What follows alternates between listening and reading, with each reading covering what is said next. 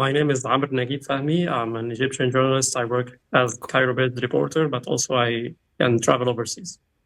Cool. So let's just kick it off. How's this World Cup being anticipated by Egyptian fans? Well, actually, it's not like the way it was back in the years in 1990, for example. I was very young at the time, but I mean, at the time, club football has gained a lot of momentum ahead of international football. So many fans identify more with European clubs, with Premier League clubs, La Liga clubs, and it's not that kind of a favor that you have to feel it before a World Cup. So it's a little bit sad, but I think the more we get closer to the tournament, the more the momentum it's going to gain. And probably this time people are optimistic about the fact that Egypt can win their first ever World Cup match. And I think this is going to be a great motivation for them. It's also might be the last major tournament, international tournament for Mohamed Salah. So that's going to be a headline as well. He is going to say goodbye to international football. He can play one more AFCON, but if you're talking about World Cup, this may be his last one. Cool. So what is there any difference between how you feel the fans are anticipating it and any difference perhaps between how the media are covering it? Is there a same kind of optimism? Is there pessimism? Is there any difference between media and fans? Yeah, I think there were some pundits in the media who were a little bit pessimistic about Egypt because they generally dislike the coach Osam Hassan, even though he did nothing. But some people believe that he's not that good tactically. But he has been answering all the critics, reaching the semifinals in AFCON. They criticized him for refusing to play against Brazil before the AFCON, but he later accepted to play them ahead of the World Cup. And then he accepted facing Spain, holding them to a 0-0 draw in Barcelona last month. So I think he has been answering the critics so far. But still, there are some people who are waiting for any slip under him. I think not only some pundits in the media, but also some podcasters, influencers on the social media, people who are very fond of tactics, new methods, all of that I use. They are against Hassan Hassan from day one. So it's something I think it's a little bit personal. But if you talk about the public in general, the fans in general, I think they are optimistic. They are happy with how he has been doing because he brought back the identity of Egypt as a collective team, not depending only on Mo Salah. Because even the game against Spain that I was just talking about, and also the 4-0 win over Saudi Arabia in Jeddah, which is definitely a big result against a neighboring country. Both games came with in the absence of Salah. So Egypt is now the classic Egypt that we know, the more collective team that we know. And I believe the fighting spirit is there. The self-belief is there. So yeah, we can hope for something big in the United States, hopefully. What would you say is the overall condition of Egyptian football at the moment, both domestically and maybe its ability to export players? Do you think it's in a healthy place or do you think it's in a not healthy place? I don't think it's a healthy place because the system that Egyptian local competitions are being run with is not that good. I mean, if you look at the Premier League, the Egyptian Premier League right now, we have like 21 clubs, going to be 20 next season, but let's say 20. Only 7 of them have fan bases. The others are representing corporations or governmental authorities. So the atmosphere in the stadiums are not that vibrant that we used to have in the 90s when I was young, when I grew up watching Egyptian Premier League matches. So it's completely different right now.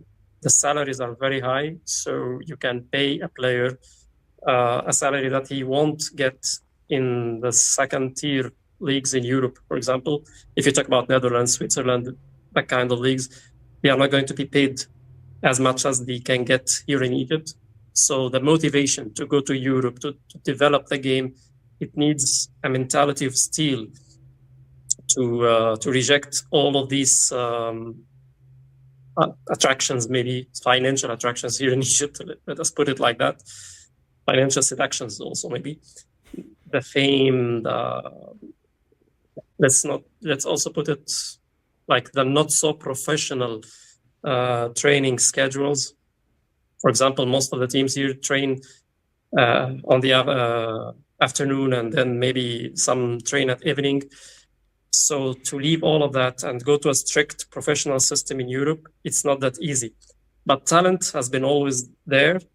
It's all about the mentality, because okay, we have Mo Salah, we have Omar Marmoush, we have good players who had the right mentality to prove themselves in Europe, but at the same time, we had also some players who couldn't stand the European system, and they had like 6 months in Europe and they went back in Egypt. So do you? This is a random question I didn't have written down, but what are the pluses and minuses for the national team of having such strong kind of domestic representation?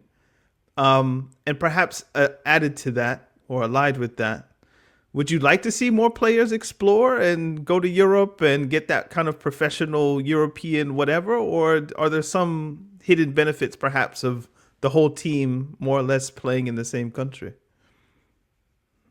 Well, I don't think it's a magic formula that can work for any side in Africa. I mean, what has worked for Nigeria, Senegal doesn't necessarily work for Egypt. It's not always a positive thing to have all of your squad list based in Europe. Because when Egypt dominated the AFCON 2006, 2008, 2010, almost all of the squad was formed of home-based players. So what I really care about is the quality of football played in Egypt. In the previous question, I said that the environment is not that good, but the quality of football is still good because Egyptian clubs are dominating CAF competitions as well. So the quality of football is not too far from what is being played in Europe. And what I really care about is having players who are eager to sacrifice for the national team, who know how heavy this shirt is. Because, for example, in my own opinion, the best players to ever wear Egypt shirt are like Hussein Hassan, the actual coach, Ahmed Hassan, the former midfielder. And Ahmed Hassan, what was the best club or the biggest club he played for? It was Anderlecht in Belgium, only for 2 years. But before that, he played in Turkey, and then he came to Egypt. So he didn't play in Real Madrid or Inter. So I don't really care about how big the club you play for in Europe, but I care about how you are, how you show sacrifice for the national team. That's the main point for me. So I don't care about how many players we have in Europe. I care about the dedication, because if I have a player in one of the biggest clubs in Europe, and when they come here, they avoid duels because they fear risking injuries, I don't want that. I don't want that. I want players who are fighters, who know how big Egypt is and how they should fight for the shirt. Cool. Let's get into qualification. So African qualification is one of the hardest in the world. How did Egypt qualify? Well, it was relatively easy this time. The group, we have 9 direct berths from Africa to the World Cup, so it was relatively easy. Unlike the years before, I remember when I was young, the 2002 qualification group, Egypt had Algeria, Morocco, Senegal, all together in one group and all competing for only one spot in Korea and Japan. So it was crazy. Senegal won it at the end, but I mean, it was crazy. So this time it was relatively easy. We had Burkina Faso in the group. They were our main competitor, but I think they had like managerial change at the start of the qualification, which affected the team a little bit. And they also had some problems getting their best players in the squad, like Bertrand Traoré and others. But at the end of the day, Egypt played them with their full squad, and when they played their first home game in years, because their stadium in Ouagadougou didn't meet the CAF requirements. So at the end, they played in Ouagadougou against Egypt, and had they won that game, they would have been in a better place to qualify. But Egypt held them to a 0-0 draw, and were also able, could have been able to score a goal at the end. But at the end of the day, I think it was a relatively easy group, and Egypt dominated. They are qualified. They have qualified unbeaten, and that's a good thing. And I think the players gained a lot of confidence from this qualification campaign. What's been the form since qualification? So in the last international break, who did they play, and who do they have scheduled to play maybe before the World Cup starts? Yeah. After the qualification in December, January, Egypt went to the AFCON. They had a very good run. They beat the likes of South Africa, Cote d'Ivoire, which were the defending champions. Egypt eliminated them from the quarterfinal, then lost to Senegal in the semifinal.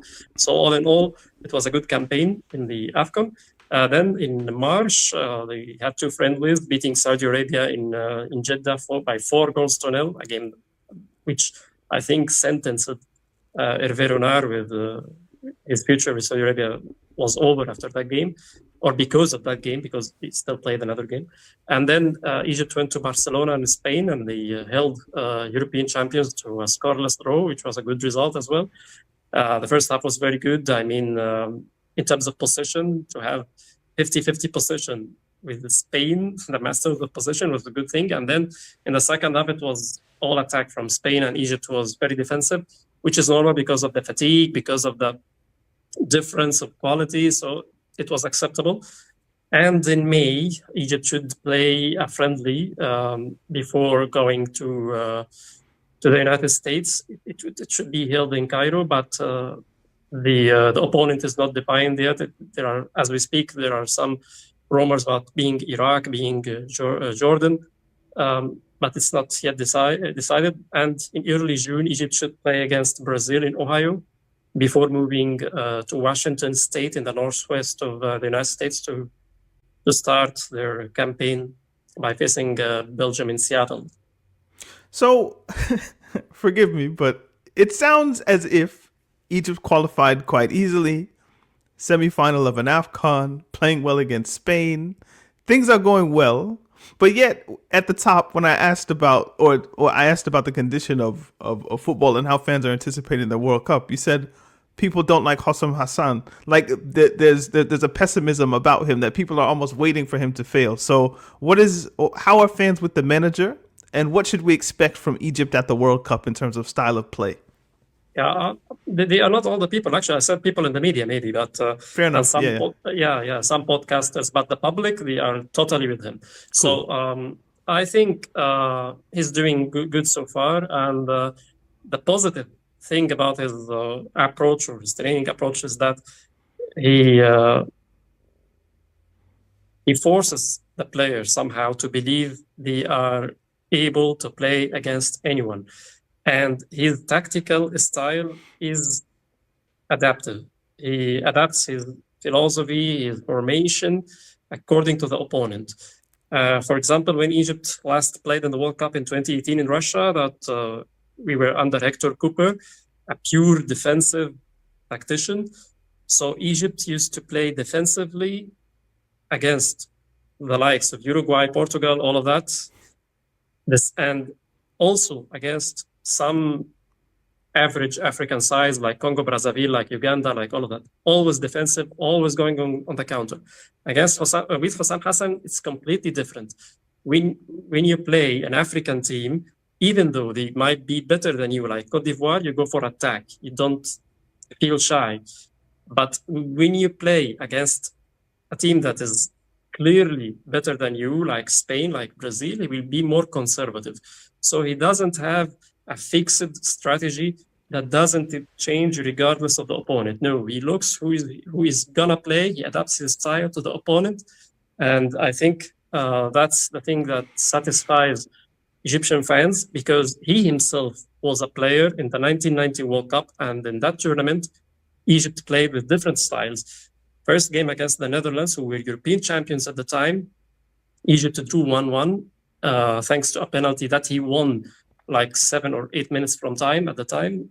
So imagine playing against Ruud Gullit, Frank Rijkaard, Marco van Basten, and holding them at draw. Then the second game was against Republic of Ireland, very physical team. Egypt played very defensively and got another scoreless. It was a scoreless draw that time.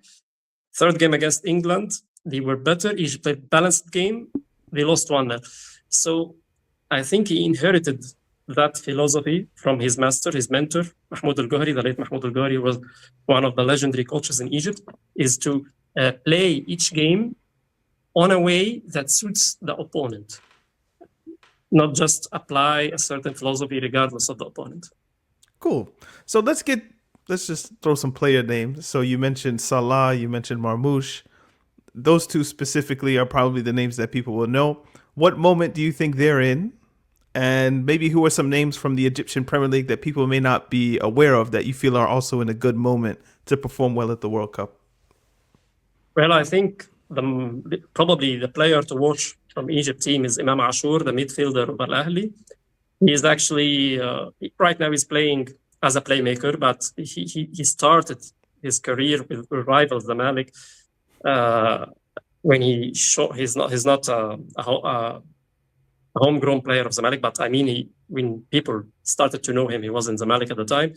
So, and also played in the 2020 Summer Olympics in Tokyo. So he started his career as a defensive midfielder, but because of his technical ability, he has been pushed further on the field. So he's now like a playmaker, number 10. He also had a spell in Denmark with Midland, a club there, but it was only 6 months short stay. He couldn't adapt easily to the weather and all of this, so he went back to Egypt and signed for Al Ahly. But he has everything. He has the vision to make long-range passes, through passes, long-range shots as well. He has the ability to hold up and keep the ball, control the tempo. He's very good player, very good player.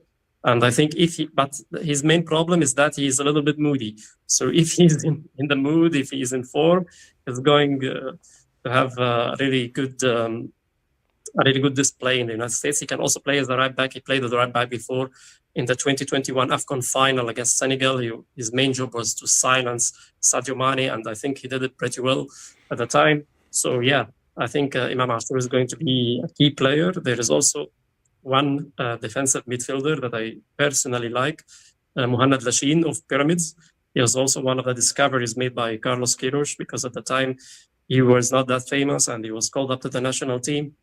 And I think he excelled in the game against Spain. He was all over the pitch. You can find him everywhere, as close to the ball as the referee. So he was doing actually a great job.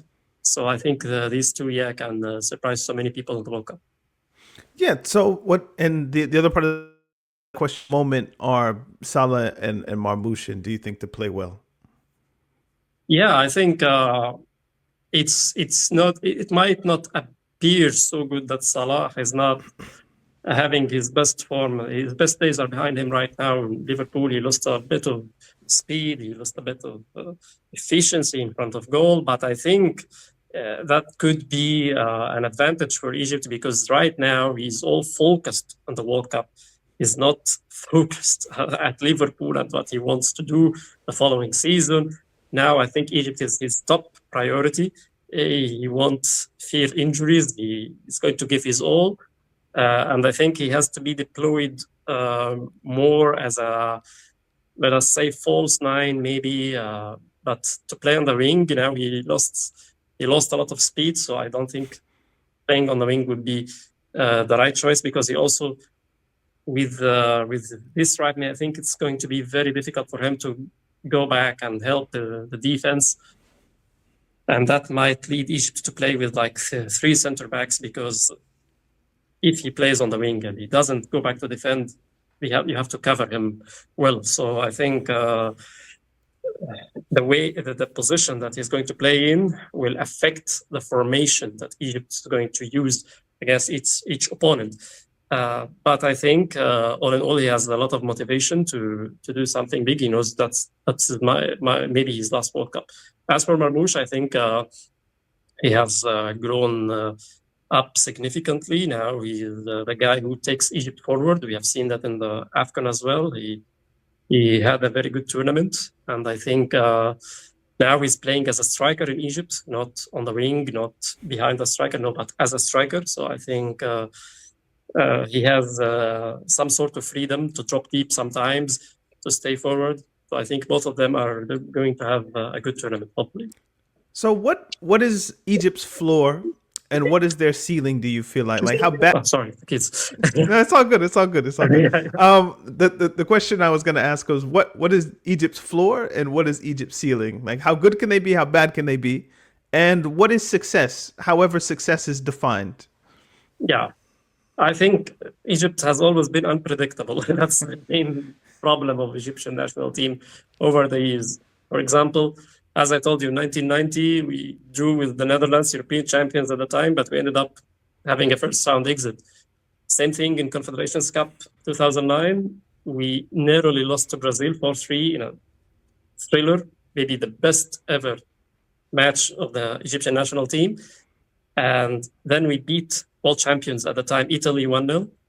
And then third game, we lost to the United States by 3-0. So Egypt is always unpredictable. I mean, you cannot say what's going to happen. But trying to answer your question, I think the ceiling should be going as far maybe as the round of 16, not the round of 32, but the round of 16 as well. Because after Morocco reached the semifinals last tournament in Qatar, of course, to replicate that success is very difficult. But I mean, it made people in Africa look far behind. I mean, far ahead. So it's going to be challenging for Egypt right now. But bearing in mind that Egypt have never won a World Cup game, this is going to be a challenge. I think we have to go step by step. First thing is to win a World Cup game, then to try to go as far as possible. And I think round of 32 would be a good achievement. Round of 16 would be an impressive achievement, and I don't want to think behind that. But still, the bottom, I think, might be getting first ever win in the World Cup. And I think with all due respect to New Zealand, they can be the team that Egypt aimed to score the first victory over, because Belgium is still a European superpower, even though they are not in their best eras. I mean, De Bruyne has grown old, Lukaku has grown old, Eden Hazard is not there. So they are not that mighty team that they were in the previous tournaments. Iran, they are a very good team defensively, and like Middle Eastern teams, they look like each other. So it's going to be very tough game, very tight affair, I mean. So I think the game against New Zealand is the game to target a first ever win for Egypt in the World Cup. 3 more quick questions. Who's your pick to win the World Cup? Who's your pick to win the World Cup? Yeah, that's a very tough one. Or picks. You can give me like a list of favorites if you don't want to narrow it down to one. But okay, I think for Argentina it's going to be very hard to win a back-to-back tournament. So they are not in the list, even though they have a good team, they have a good manager, of course, Lionel Scaloni, but they are not there. I think it's going to be between Spain, France, and Brazil. It's one of the three who is going to, in my opinion, is going to win the World Cup. Spain, because they play the best football, collective football. They won the last European Championship. They have a very good team, and they don't rely heavily on one player, even though Lamine Jamal is having one of the best runs over the last few years. Still young and doing everything possible. But I think Spain are number one favorites. France, because they don't have any weakness point in their squad. They know how to win. Even if they play bad, they still survive. And that's a good characteristic of teams who are eventually crowned champions. Even if they are not having their best days, they still avoid defeat. So I think France because of that as well. And Brazil, mainly because of Carlo Ancelotti, because they finally got a coach who knows how to win trophies. And he knows how to treat Brazilian players, leave them room for improvisation. So he doesn't kill that beauty side of their game. So I think these three countries are going to be top favorites. And who would you earmark from the African continent that you think is in the best moment to go furthest? As you said, Morocco made it to the semifinal. I think expecting any African team to make the semifinal again is maybe asking a bit too much. But who do you think can get the furthest from the 10 teams that we have? I think it should be Morocco again because they have the structure. They have also they didn't depend on the same squad that had that tournament in Qatar 4 years ago. They have added so many good players, like Brahim Diaz, for example. He was not with them in Qatar, so now he's there. And Nail Al Ainawi, the midfielder of Roma, impressive midfielder. For me, the best holding midfielder in Africa right now.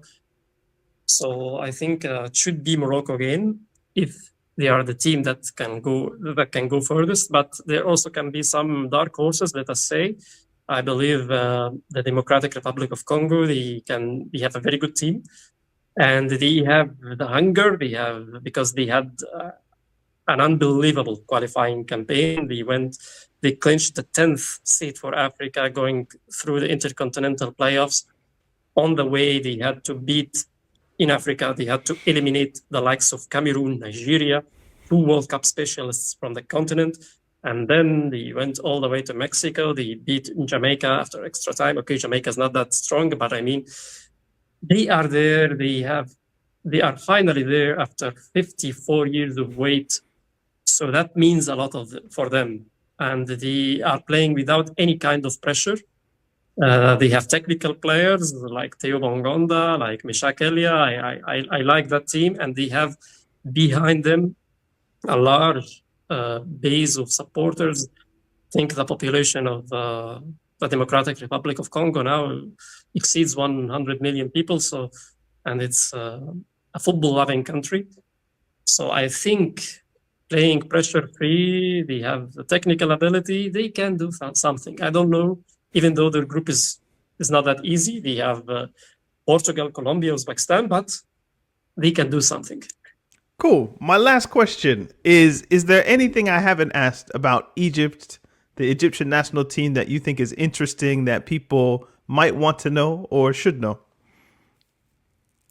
Yeah, I think maybe the goalkeeping position is going to be interesting in Egypt right now. It's going to be Mustafa Choubair, who started the last 2 friendlies against Saudi Arabia and Spain. Usually it was Mohamed El-Shenawi, the starting keeper for Egypt, and he was even starting keeper at 2018 World Cup in Russia. But there was like a dip in form a little bit, and his club teammate Mustafa Choubair gained the momentum, even though El-Shenawi was the number 1 choice in AFCON, but now Choubair has been gaining momentum in club and country.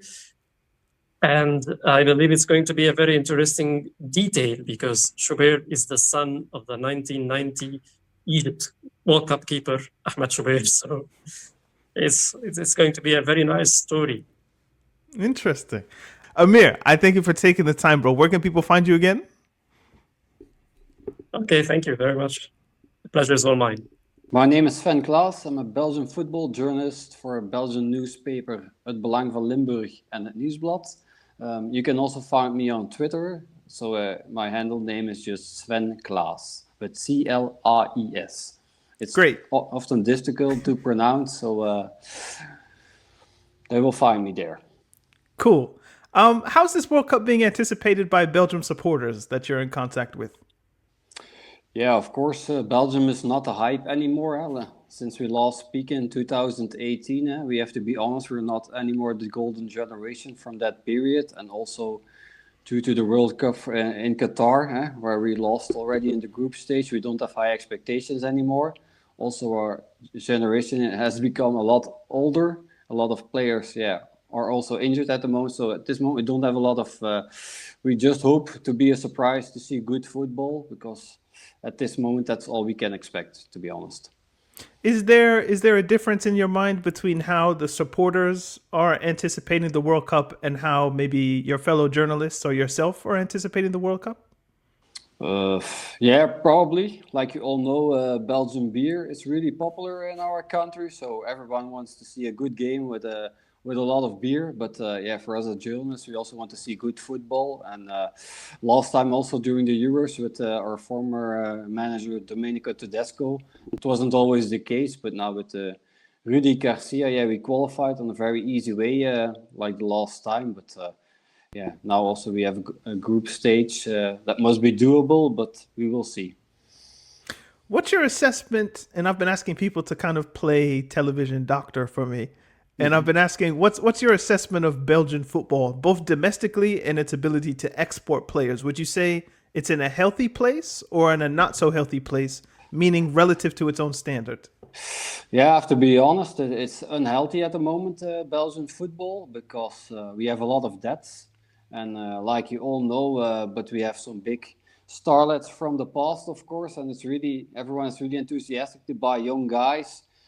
Because Belgian football is really a physical league, so we can really develop players for the Premier League and sell them for about 20 million. That's, of course, what every Belgian club wants to do every summer, and not only one, but perhaps two players, so they can get a lot of money from it. And yeah, when you play at the top, you also get a lot of millions from playing Champions League. So that's, of course, how the situation is at the moment from Belgian football. But of course, only one or two clubs can do that. The rest has a lot of debts. So even there's a Belgian second division club, Lommel who's part of the City Football Group, is 20 million in debts, to give you an idea how Belgian football is evaluating at the moment. So. Is there any hope for recovery in the near future, or is it just kind of Yeah, all gloom and doom? it's like I said, it's really interesting also for foreign owners. A lot of Belgian clubs are in the hands of foreign owners. You can discuss is it good or not, but yeah, they all want to make profit, of course, and that's by buying very young players from the north of Europe or Africa, and then sell them for a lot of millions to France, to the Premier League, to La Liga. So and that's why we have such big talents, of course. And yeah, we will also see them at the World Cup this summer. Does maybe describe for me? This isn't a question I had planned, but I'm curious. What is the kind of youth development structures in Belgium? Like, where does the talent come from exactly? Yeah, like you all know, we have like Karse Genk, to give an example. They're really good in developing goalkeepers. At the moment, of course, they developed Thibaut Courtois from Real Madrid. They have Marta van der Voort from Leipzig, Thibaut Courtois. Koen Kasteel. So really, they're really developing young goalkeepers at the moment, because we have to do that. You can't keep on buying them from other countries, and we have to be honest. Yeah, we don't have so much money, so we lose those talents from clubs who have more budget. So we try to develop them now on their own. But yeah, it can't happen every year, of course, that you have such big talent. But like you know, we also have now Stan Lammers from Manchester United, who came as a big surprise for the Premier League. But yeah, he stands out well. Of course, not last weekend, of course. Everyone saw that. But in the end, yeah. So for goalkeepers, we're really good also for attacking. But yeah, we have other issues at the moment. Just like the rest of world football, I think we aren't developing any defenders more at the moment. Everyone knows the players like in the last World Cup, Toby Alderweireld, Jan Vertonghen, and even in the further past, Vincent Kompany. We had excellent defenders, but of course, football has developed. And yeah, we're not even developing that anymore. So that's, of course, a big issue still at the moment for the Belgium team since a couple of years. So we will see what will happen this year at the World Cup. So let's talk about qualification. How easy or not easy has it been? And since qualification, what's the federation done for preparation?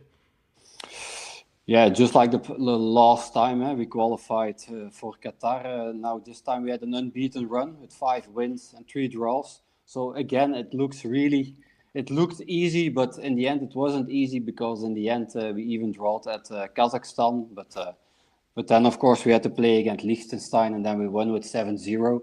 So in the end it was a good. And also with the manager Rudy Garcia, he could restore the confidence back in the team, because yeah, of course we lost a lot of quality, key players, not only for European football but on world level. And yeah, we're still working on that. Like I said, Belgian football is in transition phase, but that's maybe your next question. But Now we will see it, because also last time we had it easy to qualify, and then we lost even in the group stage in Qatar. So it's not always that you can depend on that. Yeah, so I was curious about this transition from Tedesco to Garcia. Obviously, we know there was some beef or some trouble in the with Tedesco and Courtois. I'm Yeah. curious. I'm curious how much that played into it. But what happened with Tedesco and why Rudy Garcia? Yeah, Rudy Garcia. Yeah, Tedesco in the end, he didn't have any more good results. The feeling wasn't there anymore. Also, the fans were complaining. Also, after the Euros, of course, disappointing results. I was in the stadium, and even the fans were booing that we only played for a draw. So that was really remarkable. And now with Rudy Garcia, yeah, it restored the confidence back for the Belgian audience, also the Belgian FA, because everyone knows there's a lot of talent, but yeah, and he like Tedesco, he likes to play with the experienced players. Like he now also did that with Portugal, of course. He kept Cristiano Ronaldo, and he also kept like the Belgian team with Axel Witsel and so on. So he tried it, but yeah, in the end, you also have to make a new switch to the younger guys to give them a chance, and then so they needed also. Yeah, we now needed a new manager. Cool. How would you describe the kind of health and the form of the kind of players who are left from the golden generation? So I would in my Yeah, mind I'm thinking De Bruyne, Lukaku, Courtois, yeah. Witzel. Where are they at in this picture?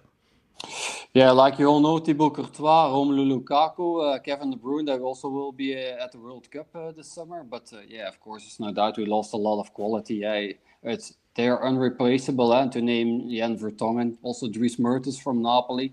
Not to forget him, he's also retirement at the moment. So yeah, they all stopped playing football. Vincent Kompany is now already doing really well at Bayern Munich. I think everyone was impressed last week by the performance and how attractive football can be sometimes. We see a lot of ugly games, but that was really for the beauty of the game. So yeah, I think he will be an excellent manager. Oh no, I was. Do you have any hope that this generation can kind of do one last dance, as it were? Yeah, we also hope that, of course, already in Qatar. So I don't think it's possible. I think we already can be happy if we qualify for the next phase, maybe quarterfinal. But of course, we still have some exciting talents. We talk about Jeremy Doku, who did really well in the beginning at Manchester City. Now maybe a bit of less form, but yeah, we still need him to be at this top level. And then, of course, with Romelu Lukaku, I don't know when you will show this podcast, but on the beginning of May he will return to Napoli, so he's again fit, and now the doctors from Napoli will say he's fit enough to be back again in the team of his club. So he trained and worked on his rehabilitation in Belgium. I think there was a lot of issues about that. Can he return? How's he doing in Belgium with his rehab? And he's fully back, but of course he doesn't have any fitness. How fit will he be? That's a big question. And also, of course, for Kevin De Bruyne, there are a lot of question marks. But we can only perform if those 3-4 players are really top level, like in 2018. We know that, and then of course we're weak in the back, like everyone knows. It's not really good. We're still experimenting. So there will be opportunities, of course, but the hype isn't there anymore. But we will see what will happen in America. Cool. I was looking at the ages of the squad, and I was wondering from the younger bracket. So you mentioned Doku, there's Onana, there's Tillemans. Do you think there's enough there projecting Belgium forward to kind of carry the national team, or is it going to take more work in order to get them to better places? Yeah, it's like you said, like also Tillemans, but he doesn't have the star quality. Yeah, he's a good player at his club, but it's not world level, of course. It's not a Kevin De Bruyne. Everyone knows that, and yeah, like I said, like in 2018, you need 11 players who are really top at the highest of their career at that moment. And we also were number 1 on the FIFA ranking. Now, at the moment, we're still 9th, so that also says something about the current quality. So and yeah, they're not always performing really well every week. They're not starting every week, a lot of them. So they also have some issues at their club. So yeah, 10 years ago, they were the first people who were put first on the sheet by the coach, and that's not happening at the moment. But I think I don't know, it's one of your questions who can maybe a surprise, because also the squad isn't ready. But there's also Mika Gods from Ajax Amsterdam, the Dutch team. I don't know if you know him, but last year Lionel Messi put him in an Adidas campaign to be to be a star of the future. So it's a really exciting young player. It's a left winger, and he scores very easy. So I hope that will be the surprise from Rudy Garcia. But yeah, we will know in a few weeks. You know, you mentioned Company and his good coaching at Bayern Munich. I wonder, is there any conversation in Belgium about one day Company taking over the national team and being national team coach? Or is it kind of just let him kind of stew and get better over there at club level? Yeah, I don't think there's any doubt that he will perform at Real Madrid in the future, or Manchester City. So I think everyone knows he's capable of that. Yeah, he was already champion at Burnley, second division to promote. Now with Bayern Munich, again champion, doing good results. So it would be really nice to have him as a manager for the Belgian national team. I think that can happen, but we still have to be patient. So he knows what he's doing. He's really popular. Yeah, he also has some. Yeah, he has some vibe. Eh? If you see him in the stadium, he's not fully dressed in Prada. He just wears his sponsor by Adidas. I don't want to be too commercial, but yeah, he's just one of the guys. Eh? If you see him, or the young guys, they can buy his clothes.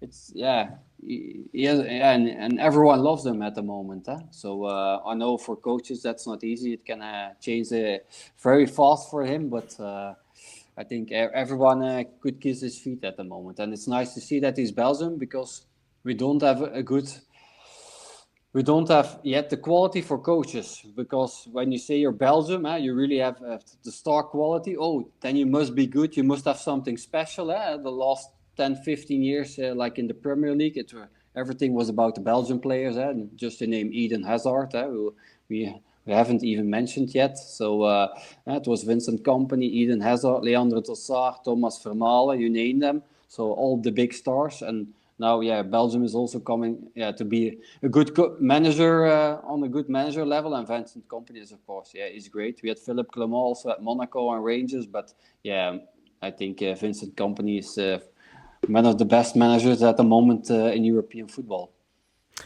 Which of that old guard, old generation, do you think, if you can pick one and insert it into this team, who do you think would make the biggest impact? Would it be a Company? Would it be an Eden Hazard? Like who would you take from 2018 and put in this team? Yeah, of course. Yeah, it's a difficult question, of course. You have to compare generations, but to be honest, I think on the midfield we don't have any problems. We also have Onana, of course, Kevin De Bruyne. We have some big top talents. I would say in the back, with Jan Vertonghen, Thomas Vermaelen. I think we just need that experience. To be on the right spot, to do a good tackle, to be secure with the head, because the younger generation, they don't learn anymore to defend. They have to. The wingers of the left wing back has to attack. The right wing back has to attack. The first central defender has to build up. So and they don't learn to use their head anymore because they can have a collusion or something like that. So it's a whole new generation of defenders. In the first, they have to defend the old school way, but. That's why I would take. I'm really a fan of Vincent Kompany. Sometimes it looked really easy, and then you just know that it's really difficult. Yes. All right. So let's talk. But also maybe like Moussa Dembele. I don't know, from Tottenham. When you ask all the Belgian players who was the best player that they could play with, it was Moussa Dembele. You have to see his goals. It's really amazing. You couldn't take the ball off his feet. So if you don't know what to do, watch some YouTube hits. Maybe a suggestion from me for your audience: watch some YouTube hits from Moussa Dembele from Tottenham, or his former club AZ-Alkmaar in the Netherlands.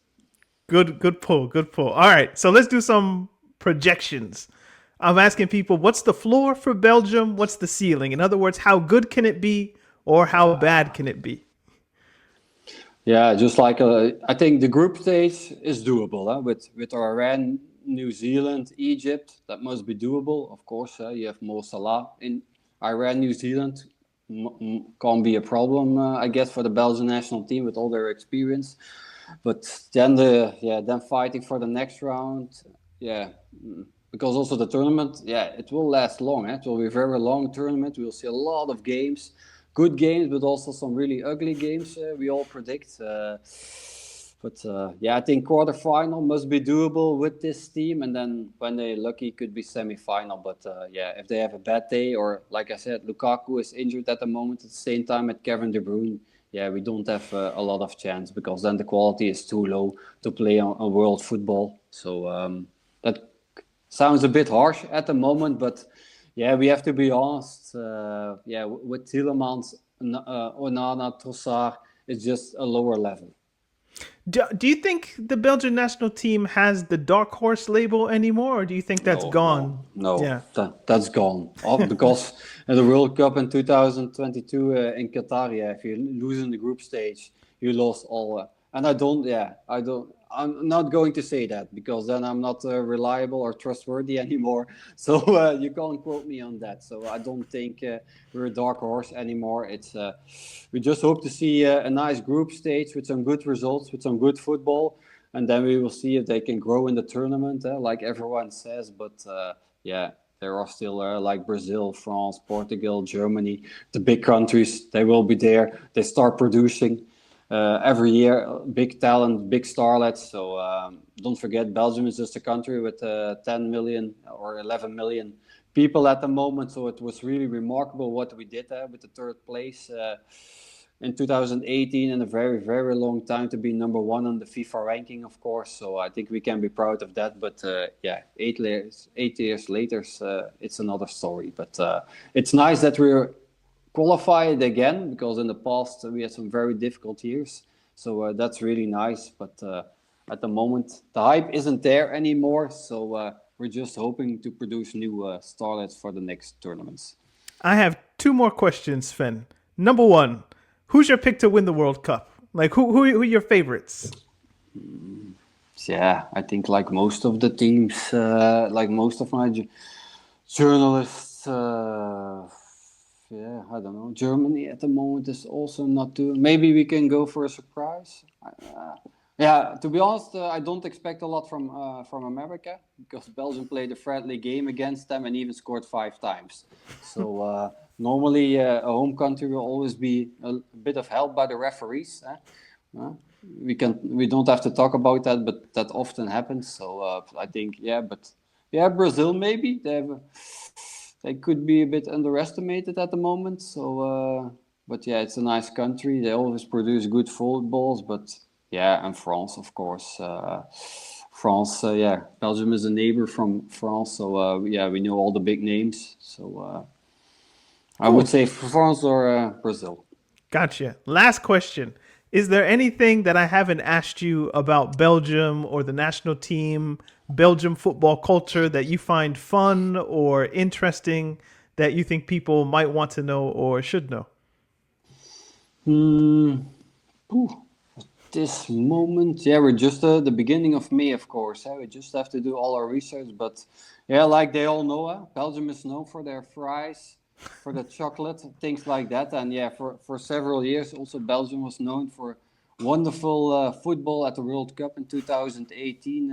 Also with the games against Brazil and Japan, everyone knows that. But it's already a long time ago. But I can't say much at the moment because of that. Because, like I already said several times, our generation at this moment isn't from the highest level. We have some exciting players. But, like I said, Belgium will be a good goalkeeper generation. Since 10 years ago, we have Thibaut Courtois, but also for the next 20 years, we're very good in developing goalkeepers. And, maybe we know we will have so much more quality when maybe Vincent Kompany can be the manager in 10, 20 years. Let's hope. Can I just What is it about Belgium and goalkeepers? What is it culturally that develops the goalkeepers? Is it handball? Is it volleyball? Is it what? Is there Yeah. something in it? You're just tall. Yeah, yeah, it's good that you say it because we also have excellent volleyballers. Eh? Also, Thibaut Courtois, his sister, is known for volleyball, so it's really in the family. So yeah, it's funny. It's difficult, but yeah, we produce a lot, so you can't. Yeah, it's really difficult to get good goalkeepers, and that's something we train a lot of investment, youth investment. We also have. Yeah, and also they now I don't know the correct word, but they have to wear a helmet at the moment. Like Petr Cech, like Petr Cech. Yeah, indeed. So that they don't have a collusion or things like that. So we're really developing in that, and yeah, that's nice to see. Like we have Senna Lammers, Thibaut Courtois, Koen Casteels. We have a lot of them in the past. So and even at the World Cup, yeah, Jean-Marie Favre, Michel Predom, some older names that maybe people still know from previous tournaments. So thank Yeah. you. No. This has been really good. Sven, where can people find you one last time, and where can they get your work? That's not necessary, to be honest. So it's really busy at the moment. So yeah, they can find me on X, like we all know at the moment. So just Sven Claes or Pundit Belgian Football, and then they will find me. They can ask me anything. So I just hope for a good tournament for the Belgian team, and yeah, we will see. Because there were also a lot of questions about the Iran game, of course. It's a very political tournament. We don't have to talk about that, but yeah, we all know it has this impact also at the World Cup. So we will prepare it. The Belgian team will be in a very nice hotel. We could already visit it last month. So we did some good. Yeah, we had a good result against America with a win, a draw against Mexico. So yeah, it's difficult to say. Everything can happen. We can go out very fast. We can do good a few games, but yeah, I think everyone loves the Belgian beer, the Belgian chocolate, so nobody hates us. That's the most important thing. Sven's links will be in the description. I thank you for taking the time to do this. No problem. Thank you very much.